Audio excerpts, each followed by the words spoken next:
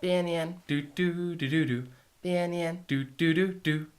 BNN. Do do do do do do do do do.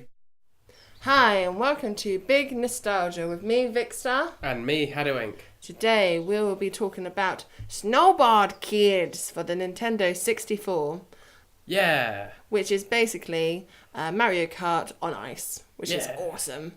So, not one of the most popular Nintendo 64 games, I must add, but it was a good little laugh, a good little game, and we're going to talk about it today.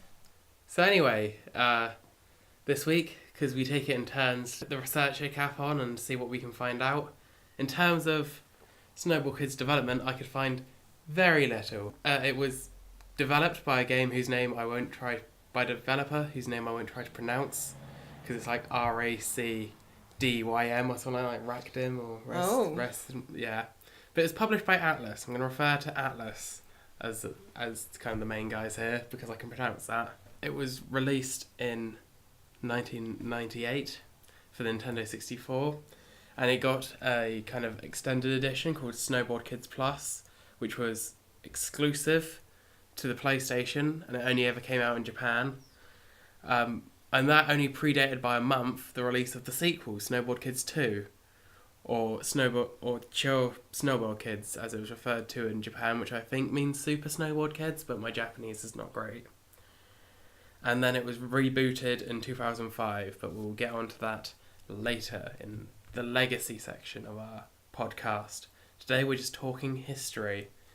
So, it was, Japanese release date 97, rest of the world release date 98.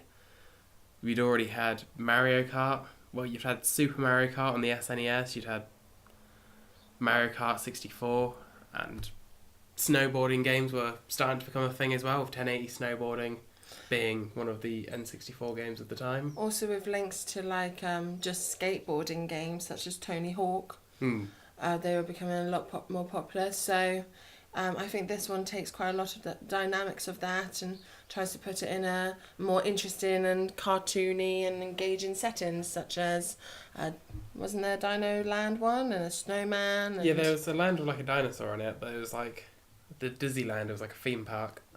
But also giving you the different power abilities than just a standard snowboard game, such as those dog boxes you could go into, the red and blue ones. Yeah. For your power-up, so it's just trying to branch out a bit and be a bit more kid-friendly and engaging. Yeah, so I have to apologise. I really couldn't find much on the actual development side of this game. It seemed to just kind of come about, possibly because it wasn't one of the big-name games of the era. Then there isn't quite as much documented, because obviously last time you joined us was Ocarina of Time. Obviously, there's tons known about that because it's a first-party Nintendo game. They talk about it a lot. As with Smash Bros. A week before, this being the first third-party game, and not one that's particularly prominent nowadays, didn't find quite as much on development. Found some interesting stuff about the whole series as a whole, which means we should probably just move on to talking about the game a bit sooner than we usually would. So... Plot! There was these 5 kids... and they raced against each other. Yeah, the 5 kids, apparently in the instruction booklet, decided to have a tournament. It was Linda, so the 5 kids are Linda, Slash, Tommy. Jam, Tommy, and Nancy. Nancy! And apparently Linda was like the rich kid out of them and wanted to hold like a tournament. So she's basically the Seto Kaiba of the Snowboard Kids. She appeared on a giant blimp above Snowboard Kids City. I want to hold a tournament! Everyone should get your brand new snowboard systems. All around. And yeah, that's basically the plot. So it's interesting that I'll get into in Legacy, I think I'll talk about the other games in the series, but yeah, that was basically... You could have unlockable characters as well. I mean, there was a ninja, which is pretty cool if you got gold in all the tournaments. But of course you had to have a saving system, which was a bit of a flaw in the Nintendo 64 as a general. Their saving systems were those cartridges. Memory pack, you put the controller. So if you didn't have one of those, you were pretty limited when it came to certain games, such as the smaller games, such as like Bugs Life and Snowboard Kids and I think the Sonic game had one. Wasn't there a Sonic game? They wouldn't have been on the N6, not in No. that era. No, in that era, no.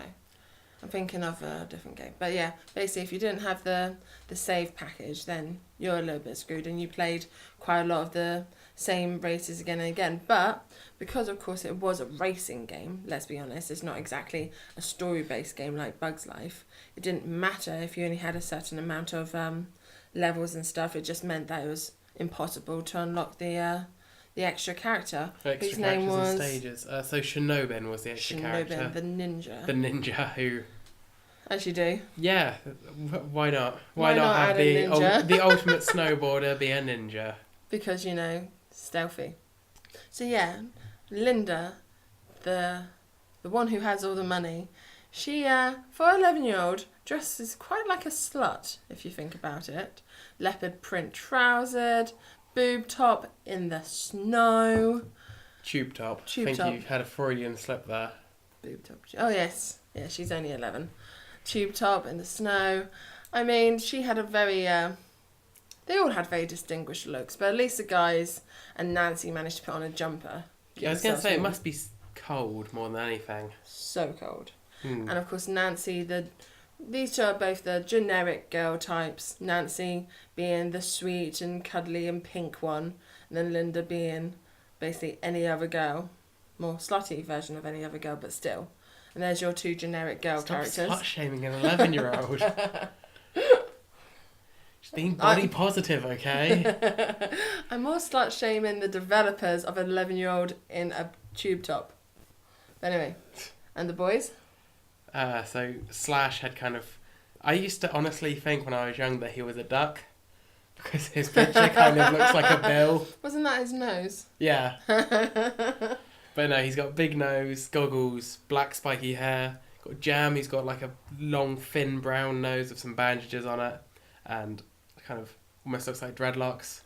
Yeah, he always looked like he was curly hair. Like in a fight, or he seemed to be the clumsy one of the group. No, didn't Tommy also have like a plaster on him? Oh yeah, he did. So maybe they just got into a lot of fights, I don't know. Tommy was the muscle. Yeah, he wore a big green coat. Wow. He always reminded me of Cartman from South Park. I think he did for a lot of people.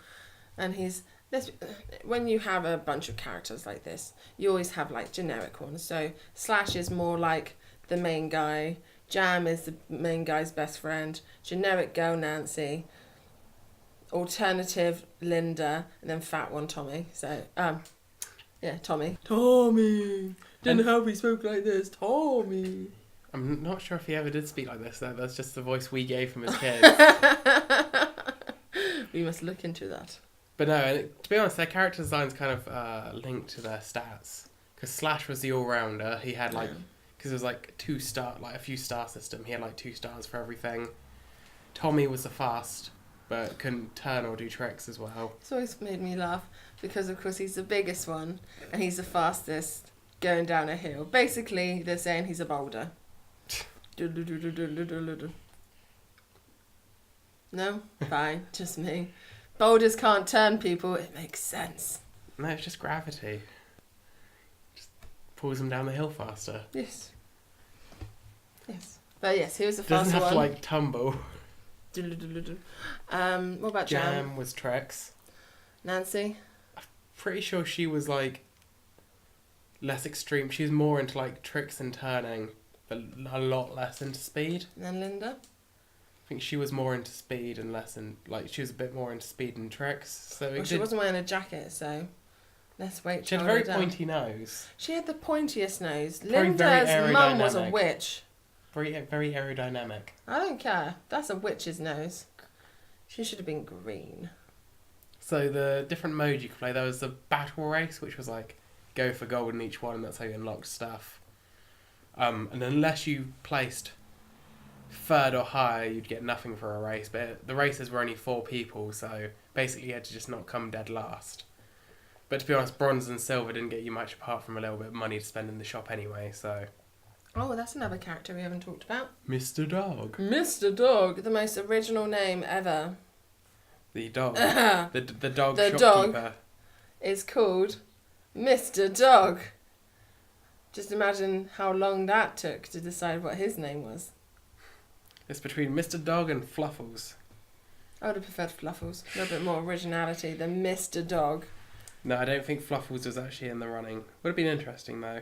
Yeah. And he runs a shop. So you can buy upgrades for all of the standard boards. Standard boards are the Alpine, All Around, and the Freestyle. And you can buy different designs as well, different prints. But that didn't actually have any effect on the boards, did it? You didn't have to buy them, I don't think. They were just there. What, the different prints? Yeah, and they did nothing. They're just cosmetic. Yeah. So nowadays, you'd have had to probably pay real money for them. Yeah. Says the cynic. So you could buy it was just like level 1, level 2, level 3. I'm not really sure what they did. Whether they just amplified the stats of the board or... No, to be fair, I'm an all-around sort of girl. It was the easiest one. The star ratings never changes at least didn't appear to change on the boards. No. So it probably just made them more... Maybe had more influence if you managed to get enough money, if you had the save disc, so... So the all-around was just more average. Well done. You're more average than you were last time you played. So yeah, he was a good guy. He was a good dog. Anyway, game modes. So battle race, you had to go for first in each one. So the thing about these courses is because obviously it was snowboarding, they weren't cycles like in a racing game. You went to the bottom of the hill, and then you got lifted by a chairlift back up to the top. So there's benefits to this, in that you could sneak ahead of someone because the chairlift would only let in one person at a time, and if you timed it wrong, you'd bounce off it, and you could just swoop in and be like, me next. But it could also take the momentum out of a close race if you reach the end of the lap, because the person who gets there first, there is a certain timer to who can go in there next. So it kind of... You could literally mess it up big time. Well, you'll come out into the next lap just uniformly distributed, each being the same amount of space apart. Even if you were literally up the other guy's arse, and then he went in, you fell down, and then between the time of you getting up and it becoming available, because you lost your momentum, 2 other people managed to slip past you, and suddenly you're in 4th. So you really needed to be front and at good aim, otherwise that could really mess up a round. Yeah. So there's benefits and stuff to it. We'll go through the tracks in a second. The other modes were the skill games. There was a speed game. So we'll go into the items soon, but that was using the boost item to get as fast a lap as possible. And the shot game where you had, I think it was 30 bullets or something like that. No, you could only have a certain number of bullets out at once. It was 8 or something. And you could only play 3 of the courses. It was the 1st, 2nd and 4th, I think, that had modes. And you were trying to shoot snowmen. Yes, I remember that. That was fun. Yeah. And then you'd do it on a really bad angle and you'd be like, ah! Well, if you didn't shoot in time, you would actually end up hitting them. And I think your time counted as well, didn't it? Yeah, but not as much. So sometimes if you wanted to guarantee a shot, you could just bump into it and they'd be like, haha, shot you now. And also there was the trick mode, if you remember that. That was That was hard. Unless you knew how to do stuff like grind and how to make proper use of the half pipes, it was just quite pointless. Really. Yeah, I never really got much out of that. No. But I can see why they did it. A half pipe, a grind rail, a jump, and that was it, wasn't it? Yeah, but my main one was the jump. Yeah. Let's be honest, as long as you land, you get points from a jump. Yeah. But I can see why they did it, because of course, with all the other snowboard games out there, they all have trick sort of aspect to it. And if you're a proper gamer for this sort of thing, you'd have been all over that. But it was just quite a hard level, really. I don't think it really was our cup of tea. And then there was standard time attack. The horses for courses. That's not a phrase. Is it? I don't know. First one, aptly named Rookie Mountain, because it was the first course and the easiest one, and quite a short one. How many rounds did it have? So that one was 5 laps. That's 5 laps. So a lot of them had 3, but a few of them that were different in length had more or less. So that one was the only one. That one was the one with the most laps, though, wasn't it? That you had from the start. One of the later ones has more, but I'll get into that. The second one is Big Snowman, which is the longest track.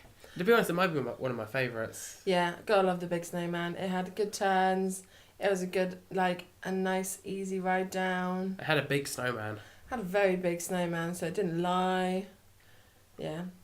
One of my favourite things about this game is the fact that quite a few of the levels and stuff like that had secret passageways.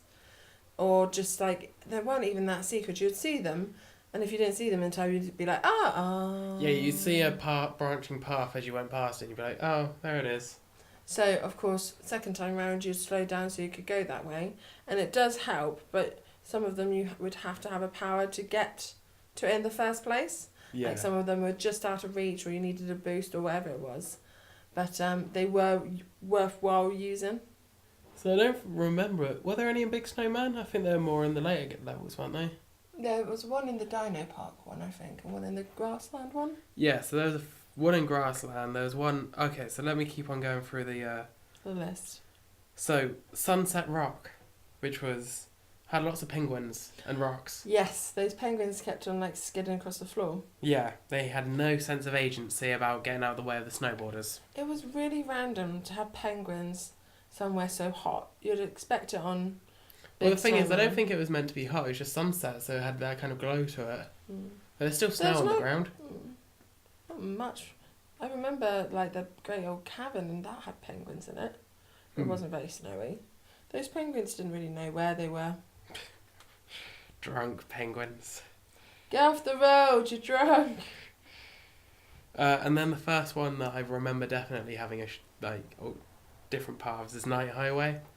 Yeah. Because that one's... I like how they use the different times of day for the different courses. Yeah, it seemed to work. And the music reflected that as well. Yeah. You could definitely hear the music listening back, which we've been doing. Which ones were night ones and which ones were day ones, which is quite good. Yeah, so we were listening to that before we recorded. We were like, let's remind ourselves of the music. And we were like, we could picture the tracks based off the music. Which is pretty cool to say about a game. Yeah, so clearly a good sign. And then we have the first course that doesn't actually take place on snow, which is Grass Valley. Yeah, Grass Valley had a side way. Yeah, but I know... It was in the mine, but you had to have a boost to get up to it. You could never get up to that bit. I'm pretty sure that was just nothing. Oh. It does have it has one later on where you like go right and you go through like the forest. Yes. But you had to like jump properly, otherwise you'd fall down the gap. Yeah. That's good. So that one's nice because you went through like almost a little Swiss town. At the very end near the... Yeah. Yeah, that was... And like the flowers and over the bridge, there was a little windmill. Very Swiss. And then Disneyland was the last of the kind of tracks you got just on the game, which was an amusement park, and this is the one you've been referencing with the dinosaur in the cave. Yes, Disney World. I like the bit where you go into it and it's like a fair, like it's a complete circle and you have to try and avoid all those chairs. It's like a ping pong machine. Yeah. Because it's teacup ride basically. Yeah, but it is really annoying. But really cool concept for a game at that time. It's all really creative, like different tracks and stuff. Well, I mean, obviously, like the Mario Kart series does it as well. Like, but the problem with the Mario Kart series is that because there's been so many Mario Karts, they have taken similar concepts and done them again and again and again. Whereas this, because of course there isn't that many Snowboard Kids out there, only Snowboard Kid 1 and Snowboard Kid 2, they've managed to keep the originality of it. Although the music, some of the music, you could hear a certain trend. You could basically tell it's all from the same sort of series. Yeah. You? And some of the starring was a little bit similar. But I suppose if you didn't have a great big budget and were worried about space on the cartridges, it makes sense. I mean, Nintendo 64 doing cartridges when everyone else was doing discs and stuff, it was a little bit random. There were benefits to it because cartridges had no load times. That is very true. Hate load times. Boo. But they didn't really keep... I suppose they minimalised the cartridges for their handheld devices, but it never really came a big thing on the bigger controller until the Switch. Yeah, well, the thing is they could make them smaller on the handheld cartridges because the games weren't as powerful. And the thing is, the cartridges were just more expensive as well. And supposedly harder to pirate, but I'm not sure how true that was. What about the other extra levels? So, if you got first place in battle mode on all of the default levels, the first level you unlock is Quicksand Valley, which is a complete change of location. No penguins here, because you're in the middle of a desert. There is a sphinx without a nose looking incredibly happy. Yeah, it's a bit of a creepy sphinx. Very creepy sphinx. It's like an emoji sphinx before emojis was a thing. It's weird. And though this one had a lot of branching paths, and it was a lot of like sand and quicksand if you weren't careful, and pretty cool level. The music, I have to say, the beginning of that music track almost sounds like this is the first unlocked level, because it's got quite a fast tempo to it. It's like, yeah, and you're like, yeah, you get kind of into it, don't you? You're like, yeah, totally do this. And then beating that one gets you Silver Mountain, which is back to the snowy locales. But this one has fog, which means you can't see too far ahead of you. Which is a little bit disconcerting when you're playing it. But I think that's the whole point, give it that little bit of a change, a little bit of an edge. At least every single level has a little thing to make it a bit more special. Yeah, each level has kind of its quirk, or the fact that it's long or short or foggy or yeah, because it goes like the shortest, the longest, the mountain at sunset, the mountain at night, grass, theme park. Have I forgotten one? Probably. Desert, and then fog, and then beat Silver Mountain, first place, and you'll get Ninja Land. Which we watched through, and basically it's just Japanese sort of houses, a lot of cherry blossom, and it's the shortest track out there. It's 9 laps. Yeah. So nothing special really. So I was expecting something different for Ninja Land. It makes me wonder, because you have to race Shinobin on this one. Then if you win against him, you unlock him. And we never really got that far because we lacked the memory pack. We never really played much of the unlockable levels. But it makes me think that it must be about having to get ahead of him within a lap, because then, and like we said at the end of each race, there'd be that gap created.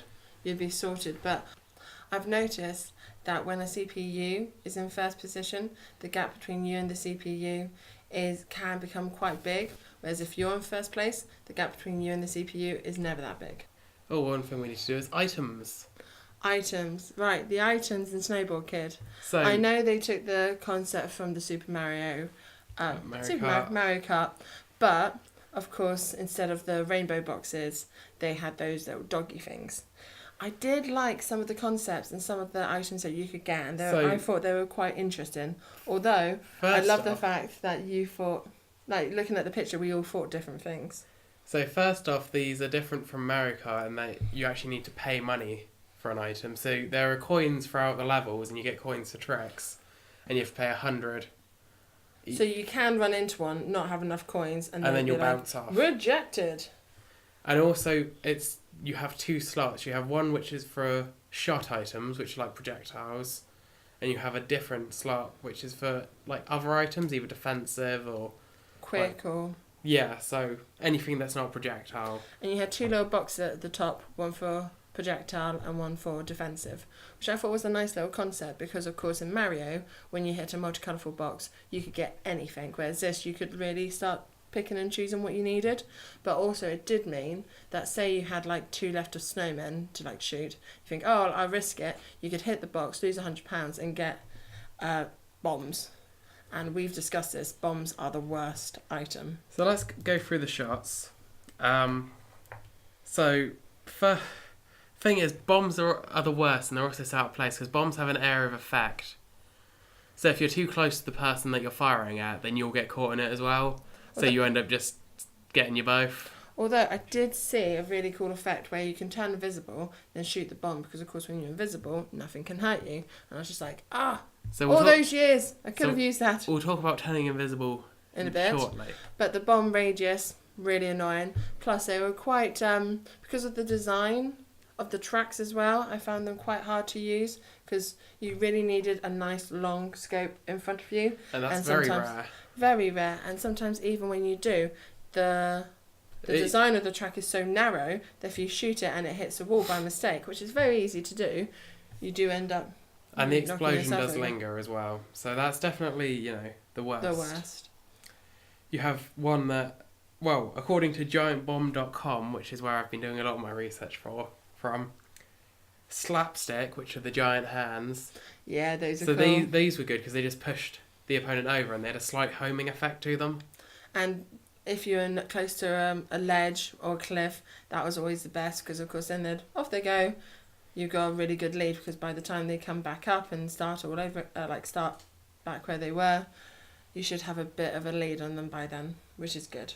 Also, they sounded like a cartoon slap, which was funny. Yeah. So, parachutes, which are possibly the best ones. Oh my goodness. This or for attack, I'd definitely say are my favourite. Attacking, hit the person, and not only would it hit the person, it would shoot them up into the air, and they'd have to wait until they landed again to get going. Now this could take forever. You also could land down a ravine and then have to be rescued. It was hilarious. You could definitely ruin someone's race with one. Yeah, because if you hit them on the precipice of a big jump, they would then have to float all the way down the jump as well. Yeah, just very satisfying to see someone hanging in the air, just like, damn you, and you're like, ha ha ha. Yeah. So then you have snowmen. See, snowman is my second favourite though. God, love a snowman because you would hit them and they'd basically have a snowman appear on top of them. They'd turn into, they wouldn't turn into, it was like they were wearing a snowman costume.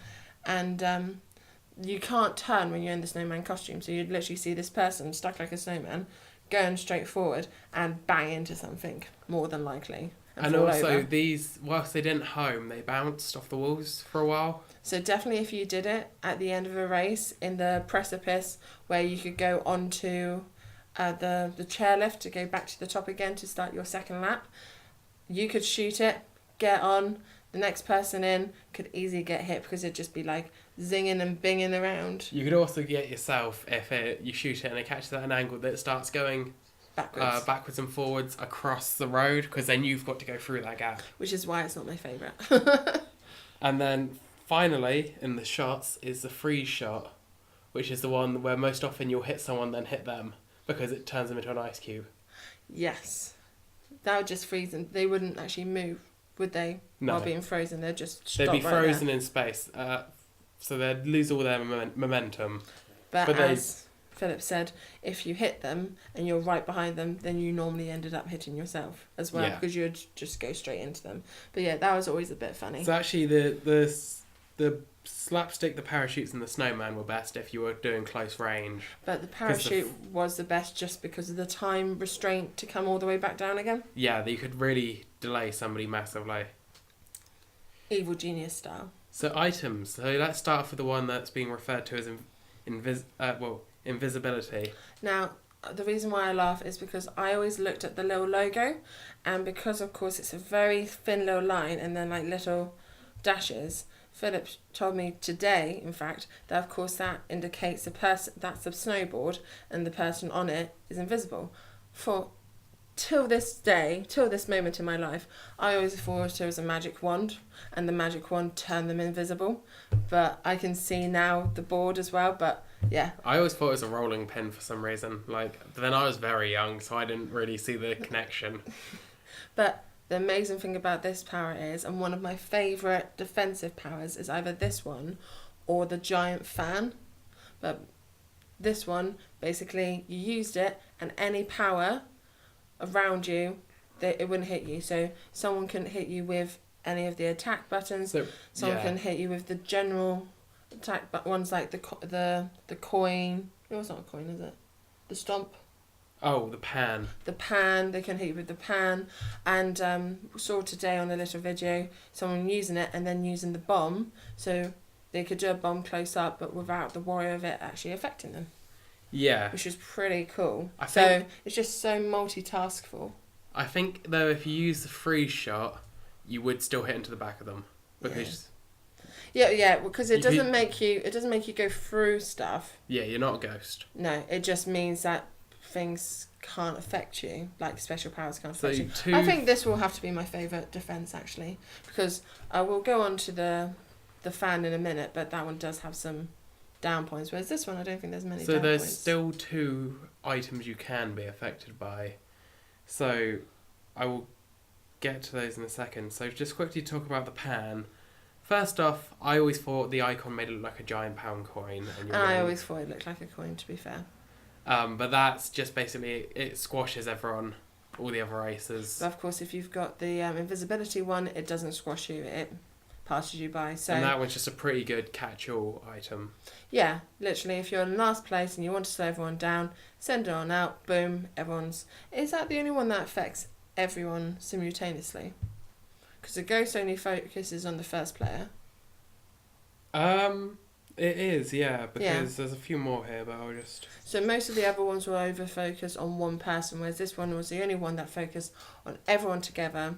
But if you did have the invisibility one, a little question mark or a little, like, panic mark would come up next to you before a hit was about to happen. Yeah, so you get a bit of a warning. So you get a bit of a warning if you had something like that, to boom, and save yourself. Yeah. Which is pretty cool. And if you didn't have one of those, well, you're just like, And with CPUs, if you had, say, a pan and just a projectile, you could sometimes bait them out to use their invisibility, because they'd use it the first time the exclamation mark appeared.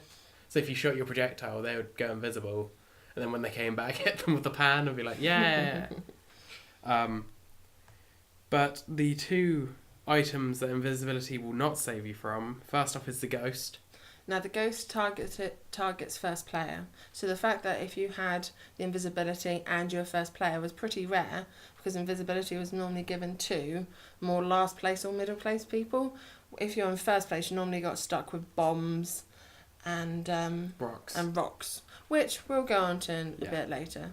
The ghost literally slowed them down, and you could send up to 3 ghosts to one person. So say you're in first place and you get given a ghost, anyone behind you could actually get a ghost and send it to you at the same time.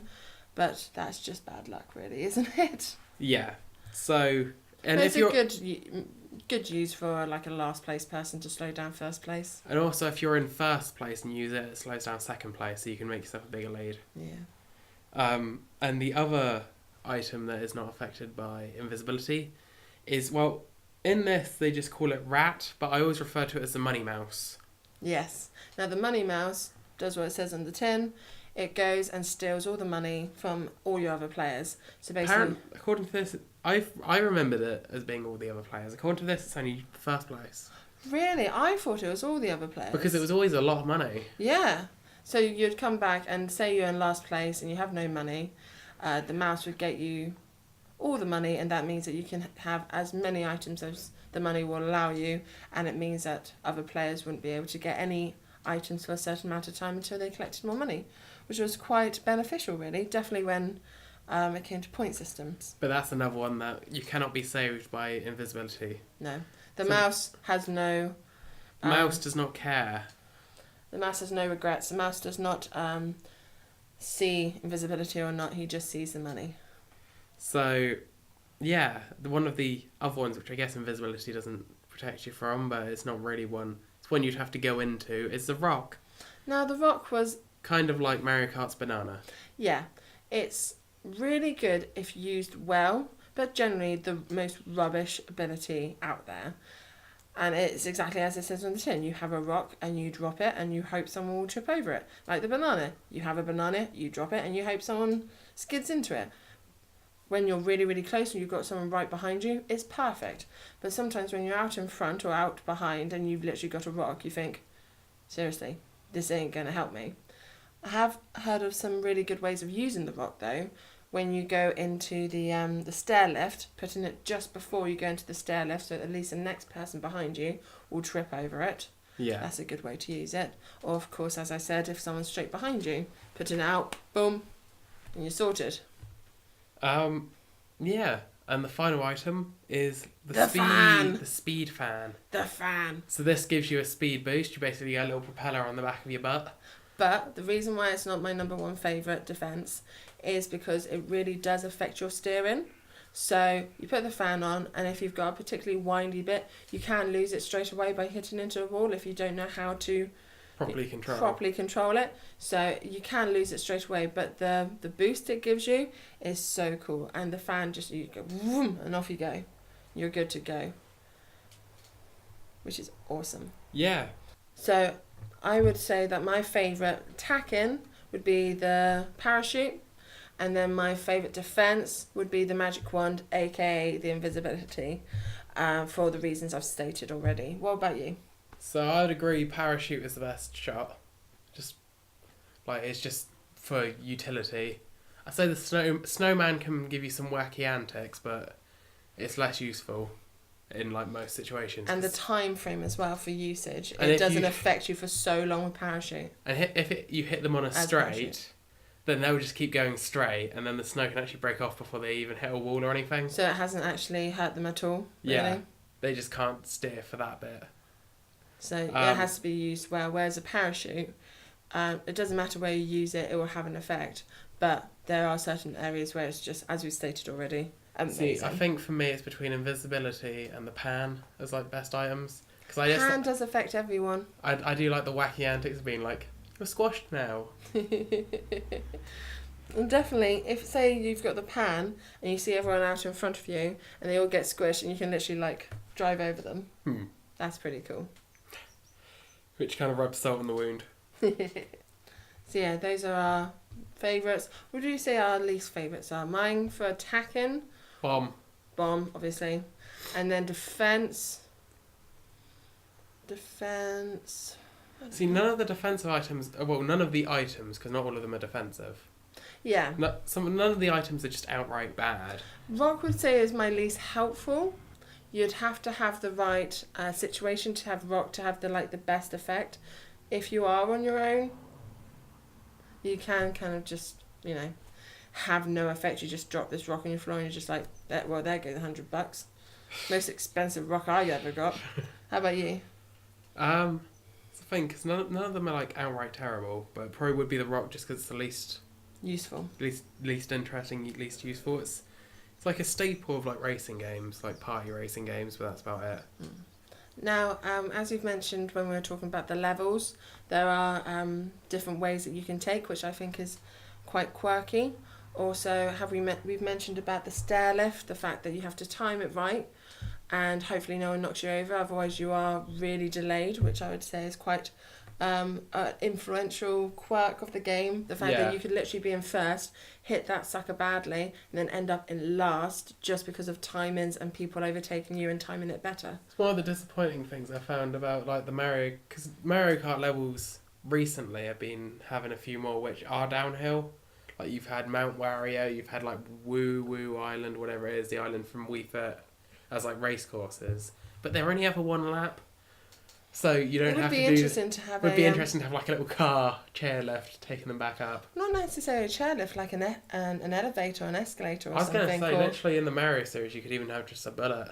Like, it'd be interesting to see it with more than 4 characters as well, because of course Mario Kart games can have a lot more characters at one time. So I'm not sure what would happen if you put like 8 racers, because obviously there aren't 8 characters in the original Snowboard Kids, but 8 snowboarders all trying to like go at once, because I think you'd possibly start running into you possibly need bigger tracks for it. But yeah, no, I think some of the quirks in it is like is more in like what I've read up about like the later games, because Snowboard Kids 2, due to the fact that it was one of the later games released on the N64 and not many of them were made, is actually a game that goes for quite a lot of money now. Really? Like the cartridge. Why is that? Because it's rare. Yeah. Well, it was only ever made in Japan and... No, that's Snowboard Kids Plus. Oh. So Snowboard Kids Plus was made as a PlayStation exclusive only in Japan, and it was just a port of the N64 game with 3 extra characters. And the story of Snowboard Kids Plus is it takes place after Snowboard Kids. Bear in mind, this is like a thing where you can play as any character and win. In Plus, it's established that just Linda won. Just Linda. So she Linda brought the concept, the competition, so she's just like, I'm the winner. Little slut. Dude. So there was 3 extra characters in that one. It was the same courses, because we watched a video or 2 from Snowboard Kids Plus whilst we were just before we recorded this episode. But the thing is, the port didn't look massively great.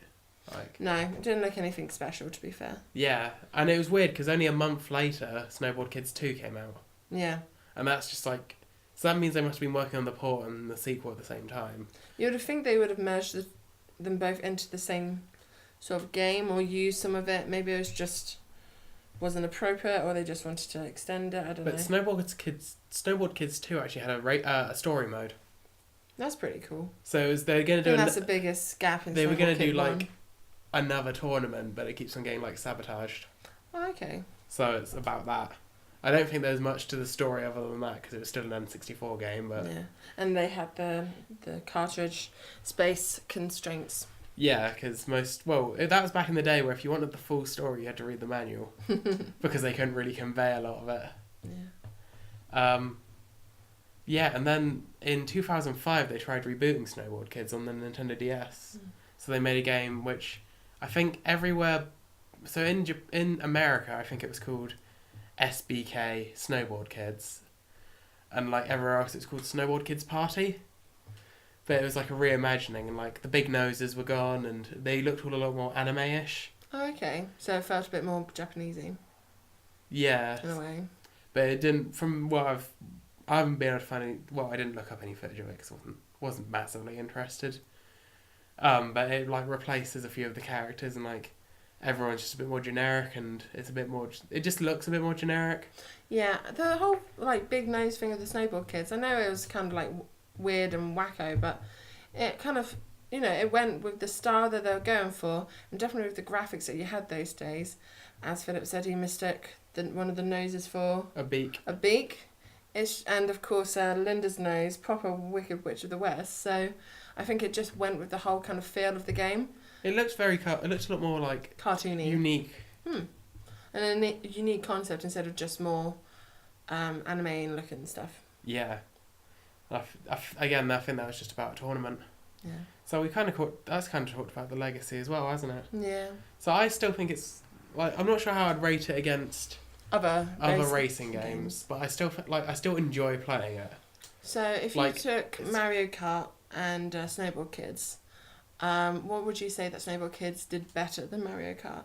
So Snowboard Kids, as much as you did say that like people can catch up, it doesn't feel as much like it relies on this rubber band physics as Mario Kart 64 used to. And I like Mario Kart 64, second and third were always on your ass. Yeah.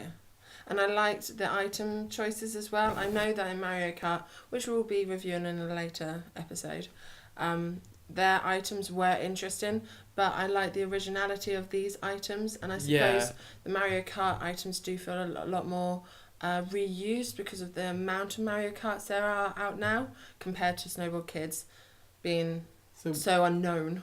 Because we played quite a few racing games on the N64, because there was also Diddy Kong Racing, which will be a future episode. Yeah, but Diddy Kong Racing, I know it was like a cartoony, I know it was similar to Mario Kart, but I preferred Snowboard Kids to Diddy Kong Racing. I don't know why I don't know why it just had a bit more of a user-friendly feel to it. I mean, Diddy Kong Racing just seemed too much of a carbon copy of Mario Kart. But I suppose maybe because there were still karts. I was going to say you had the boats and the planes in that game though, which was quite a new thing. Although to be honest, the boat driving wasn't that great. No, the plane was the best. The plane was the best. Anyway, we're going to have a whole episode to talk about that eventually. So yeah, I liked the items. I also liked the different playing, like the way it felt like playing it. The design and the levels. But it was a lot harder to play than the original Mario Kart 64. Mario Kart 64 felt a lot more easier. This one did feel... You could sometimes feel really heavy as a player. I mean, Tommy was difficult to control and... Yeah. I found, personally, I very rarely played as him. My favourite character, indeed, was Linda. After all this slut shaming, that was my favourite character to play as, so who knows? So yeah, that's the thing. It in some ways was a lot more simple than Mario Kart because it had less characters, less levels. Other ways you could personalise that a lot more with you could choose a character and a board combination. And you could then, even if it was just cosmetics, you could still put a pattern on the board that you liked. Yeah, and that was back before all cosmetic and stuff like that. Well, I was going to say, back before Mario Kart even got close to having like different carts. Yeah. And, Well, like, they didn't even do that, did they? They had like weight classes and that was it. So like obviously Bowser was heavy and Mario was medium. But that was more based on the character you chose rather than the character you chose determined the sort of cart you would have, rather than having any character and then choosing the cart or the board you wanted. Also, it can't be understated, just like tricks were quite a cool thing. Yeah. Because that was something you didn't get in any other racing game. And you would, you'd be coming up to a jump, you'd try a trick and you'd fall over and you'd think, because you would be doing too many tricks and not thinking of the time. And then you'd do a really like, quote unquote, complicated one. And then you'd land it and you'd be like, woo! Or you'd just not do anything. You'd be like, oh yeah, I was supposed to do something then. Meh. But it was a nice added little thing to it, because you wouldn't have anything like that in well, you don't really in Mario Kart, do you? Not until the Wii version. Yeah. Where you had enough height to actually do stuff like that and do the gliding and everything. But still, and you could it's a nice added extra, considering it was a Snowboard Kids. It was, karts, to be honest, like that. it was like Kids. It was a good hybrid of a racing game and a snowboarding game. But again, it was limited to the time that it was made, to the console that it was put on, and to other games coming out around on the same console that were more popular due to things being added to it, like being like main character games and stuff like that. So, but yeah, I always enjoyed it. It wasn't like Legend of Zelda: Ocarina of Time would be like a sit down, I'm going to commit a certain amount of times, I'm going to do this until I get to Ganon. Whereas this one would be like a little play on game. I've got 5 minutes. Let's see if I can beat this round. I'll see if I can beat him. Da, da, da, da. It was a bit of a fuck along game sort of thing. It's just a bit of a laugh. Bit of a good old laugh, that game. So, yeah, I wouldn't know where I'd rank it though. We'll have to do a final episode with ranking and stuff, because I'm not sure where I'd rank it. So anyway, this has been another successful, I'd say, episode of Big Nostalgia. Did you ever play Snowboard Kids? Please let us know your experiences with it in the comment below. And let us know any other games you want us to cover. And we will see you next time for when we'll talk about another, probably Nintendo 64 game. Because I've been Hedo Inc. And I've been Big Star. And we love Nintendo 64. Woo. Well, it's our nostalgia, really. Yeah. Thank you very much for listening today. Bye. Thank you. See you next time. Bien. Do do do do do. Bien. Do do do do. Bien. Do do do do do do do do do do do do do do do. Big nostalgia. Yeah.